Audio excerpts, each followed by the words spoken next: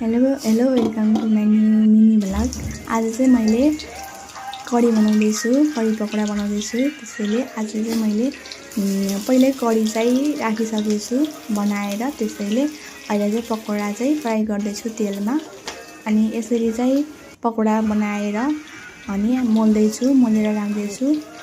पकोडामा चाहिँ बेसन, नुन, तेल अनि त्यसपछि प्याज चाहिन्छ। अनि त्यसरी चाहिँ सबै चाहिँ मिक्स गरेर चाहिँ हामीले चाहिँ अनि त्यसरी तेलमा फ्राई गरेपछि त्यो पकोडा बन्छ। पकोडा बनेपछि एकछिन रातो भएपछि निकाल्ने त्यसलाई चाहिँ अनि निकालेर चाहिँ थालमा राख्ने।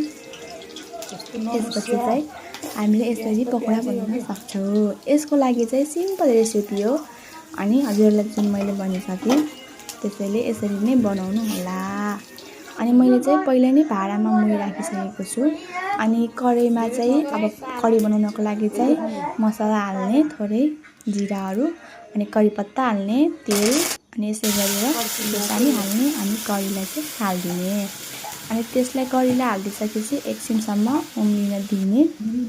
अनि त्यसपछि नुन हाल्ने, बेसार हाल्ने, अब के हाल्ने हो अब हजुरको मर्जी। अनि त्यसरी हाल्ने।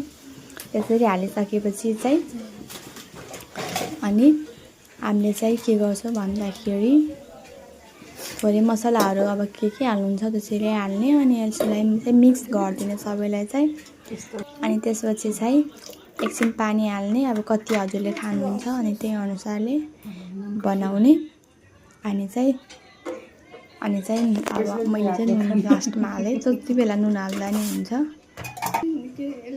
त्यसै गरी चाहिँ कडी हाम्रो रेडी हुन लाग्यो। अनि त्यसपछि चाहिँ लास्टमा चाहिँ पकोडा हालेर अहिले चाहिँ एकछिन